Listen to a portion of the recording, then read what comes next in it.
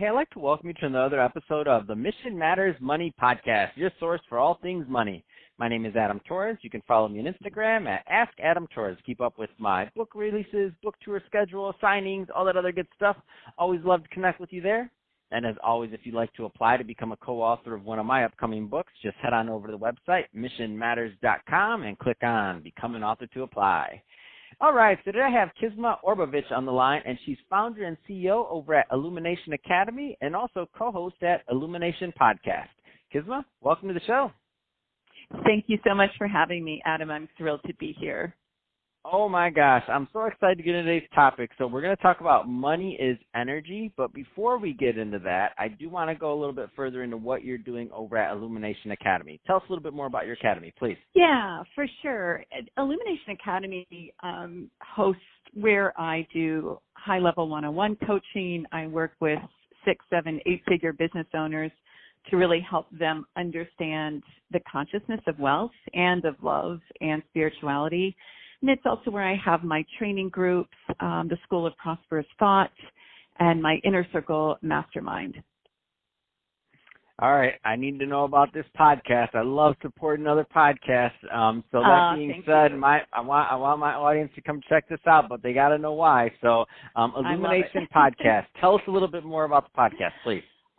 Thank you for asking. Illumination Podcast is near and dear to my heart. We've been doing it for so long. It's sort of like, oh, yeah, it's my child. She's over there in the corner. It's all about ancient wisdom for modern day success.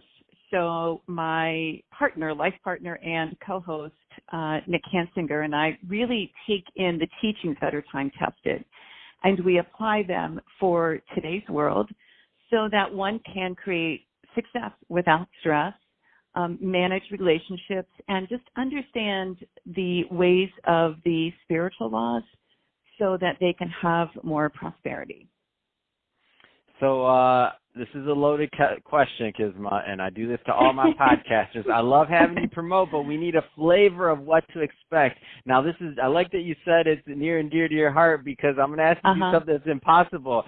Pick between your favorite kids. What's one of your favorite episodes and or moments from the podcast? Oh, one of my favorites is actually just recent. It's called The Chaos Buster.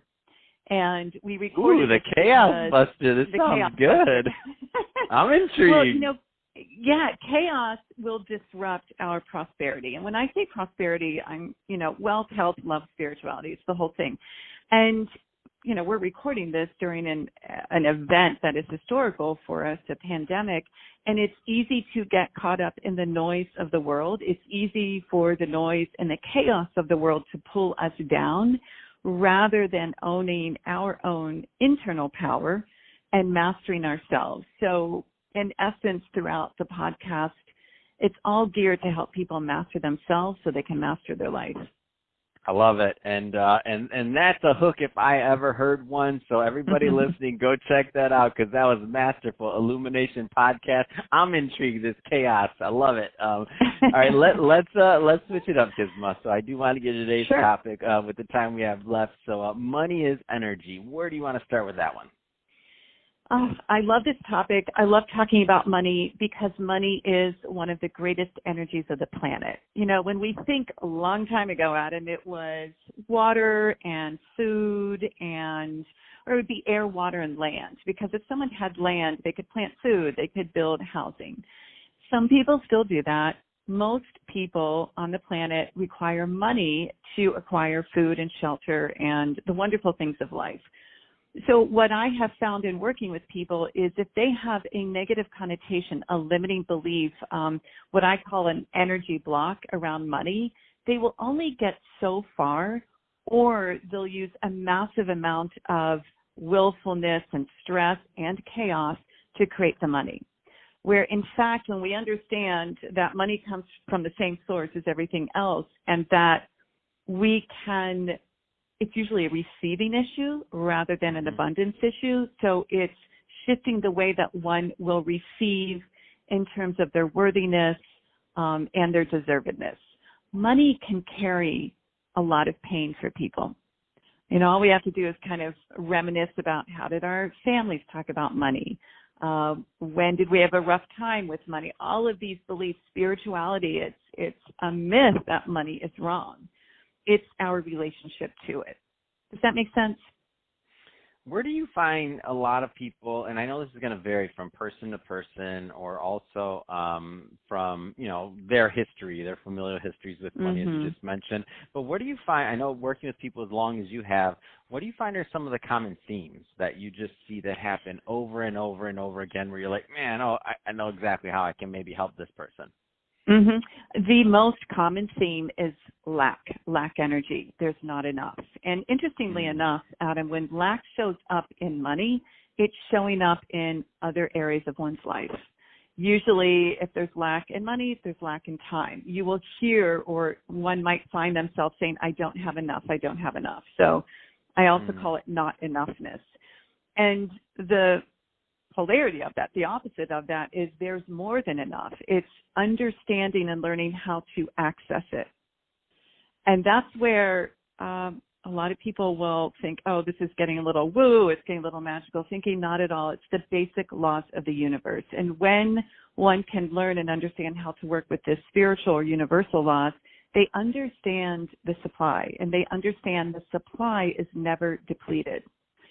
So it's much like supply follows demand. The question is, are we demanding in a clean and aligned and receptive way? Or are we in a belief that there isn't enough and that it's too hard to have money, make money, maybe we don't deserve money? So what is, I'm definitely a low-hanging fruit type person. That's just my style. I can't usually get past the low-hanging fruit. That's just me. That being said, what are some of the simple things that some of our listeners can do, like just right now, without even having any background or anything else, to just kind of reassess or to kind of start the longer process, if it's longer, maybe fast for some, of changing their relationship with money? Yeah, it's always inquiring, is this correct? When I make a statement, there isn't enough. Is that right? Is that true? I'll have someone get on a call and say, I don't have any money. And I'll be like, oh, so your bank account's at zero. No, actually, there's a couple thousand there and there's 100 there. People are so quick to make a blanket statement that there isn't anything and there's not enough. The fact is, I call it the energetic minimum. Most people, and definitely people that are interested in Mission Matters and listening, if they reflect back, they're going to know that there's been a time where the bank account kind of hit a certain place, and then money came in, abundance came in, and they grew. So I would ask everyone, raise your energetic minimum. What's that place you're like, yeah, I'll be okay right around here? Raise it up. And then definitely pay attention to what you do have. There's something called the law of increase. There's so much energy that goes from us onto the things we pay attention to. It increases.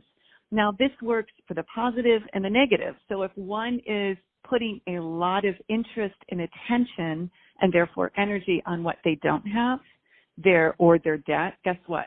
What they don't have in their debt grows. If they're putting a lot of energy and tension, increase on what they do have, that expands.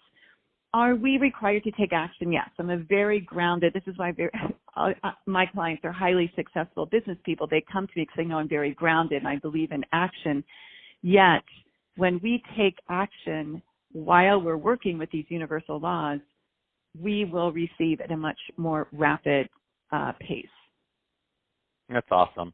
So, Kisma, that being said, final question, two-part question. So, number one, what are the right type of business owners and or entrepreneurs and executives that you typically like working with, whether it's industry or that are just a good fit for Illumination Academy, number one? Number two, what's the best way for them to follow up? Thanks for asking. My clients that do really, really well are creative entrepreneurs, interior designers, artists, coaches as well. And the other type, seemingly the opposite, are people who work with money, people who run the 7-8-figure businesses, and they're looking to round out their life. Maybe they've done a great job in money, but they want to do a great job in their health or their love, or understand what I call the unseen teachers so that they can even grow their success exponentially. And the best way to find me is my website, which is Kisma Awake, KismaAwake.com. Our podcast is streaming there. There's some free meditations. There's my courses, and definitely more information about what I do.